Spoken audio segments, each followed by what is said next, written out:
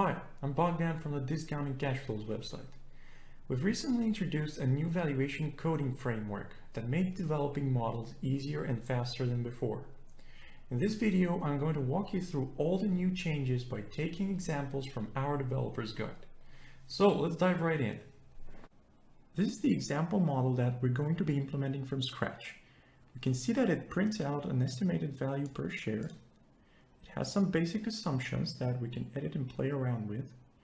Scrolling down below to the chart section, we can see that the model projects some free cash flow figures that we can edit from the chart or from the forecasting table.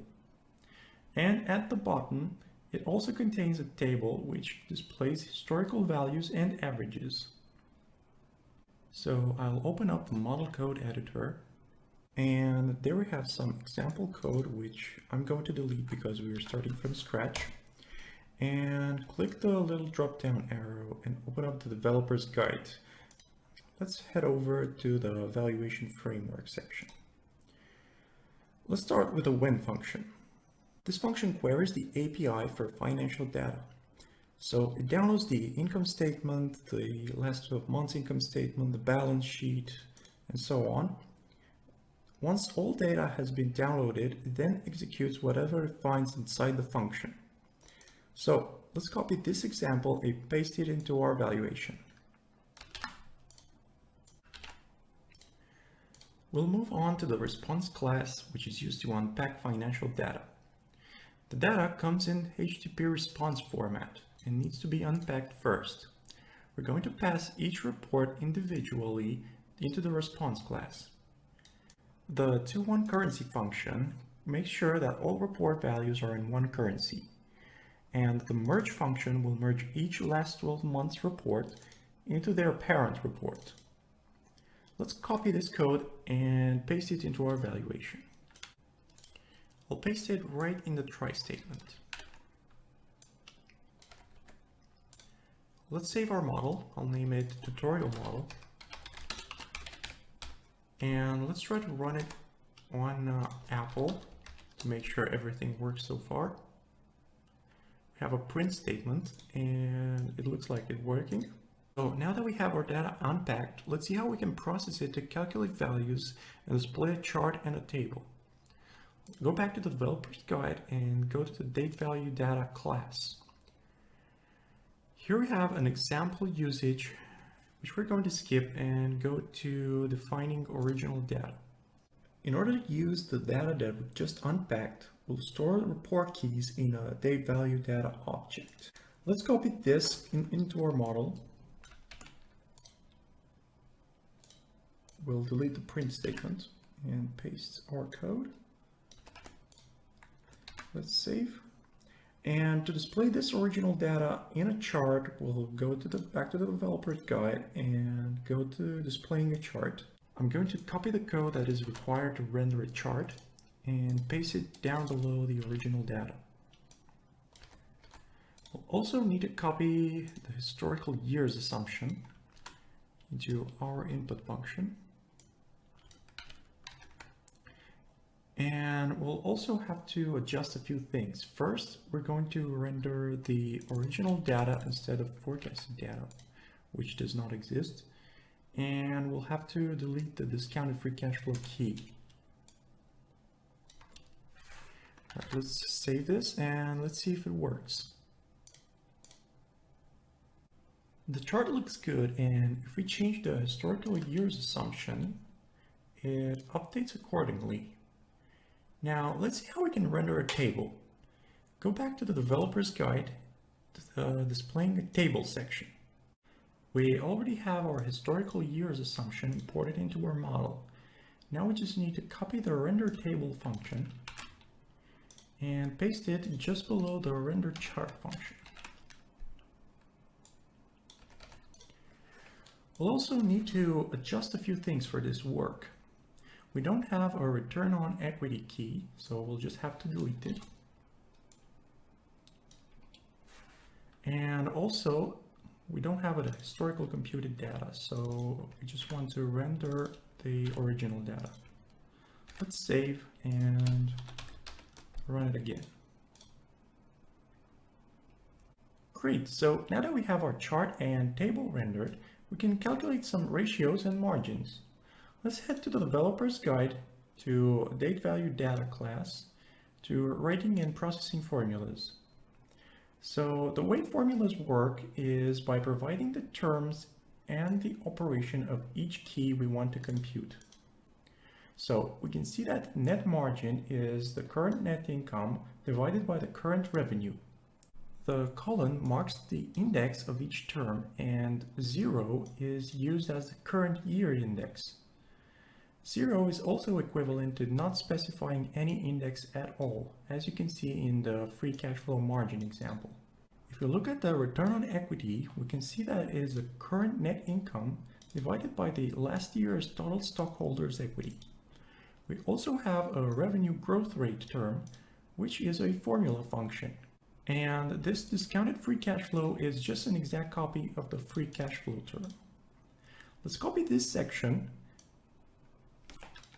and paste it right in our model, right below our original data.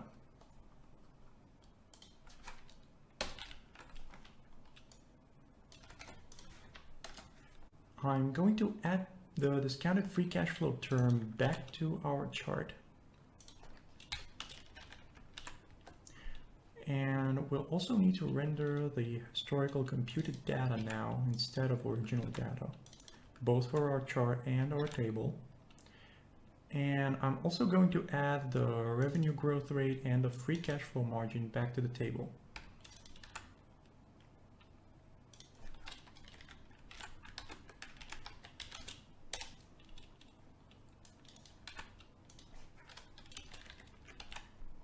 We can put these wherever we want, and we also need to define the name of the row.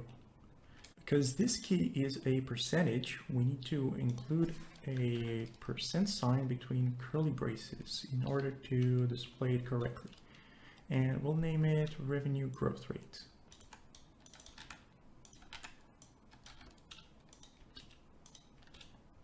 And we'll name the other one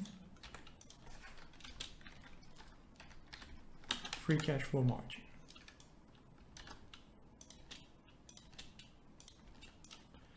Let's save and run.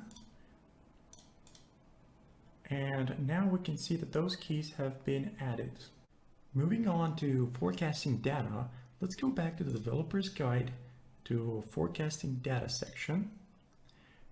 We can see that we have a full forecasting example here, and I'm going to explain what's going on. So basically, this code retrieves the average historical revenue growth rate, which is then used to compound the forecasted revenue.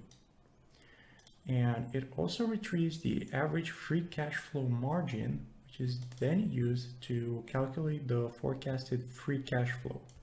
Then we apply a discount function to discount the future free cash flow to present value. We can see that we have some additional assumptions which we are going to import into our model.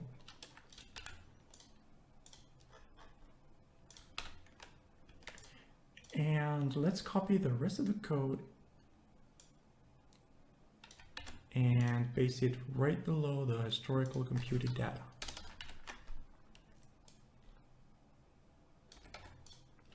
We are going to delete the setEditable function for now and paste it as a comment, because we're going to add it back later. And also, let's make sure we render the forecasted data instead of the historical computed data object. Save, and let's run it. And we can see that we have some forecasted items both in our chart and our table. Also, note that the net income, total equity, and EPS are 0 because we haven't forecasted them. Now, let's add back the setEditable function and see what it does.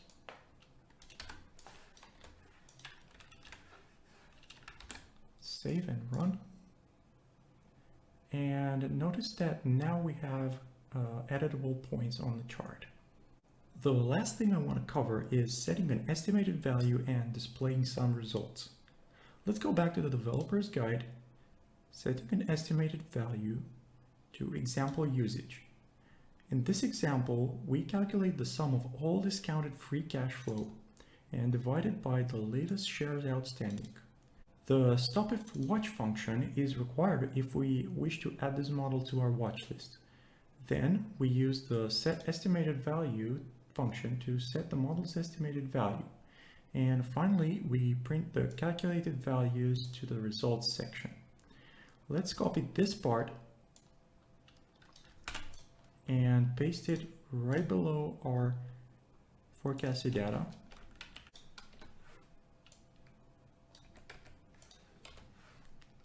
Let's save, and this time we will open it in company valuation. This is to see our estimated model value. Notice that we now have an actual model value set along with the model's results. This is the end of our tutorial.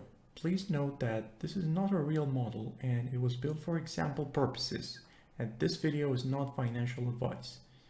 Let me know in the comments if you have any questions or suggestions, and if you've enjoyed this tutorial, please give it a like and subscribe to our channel. Thanks for watching.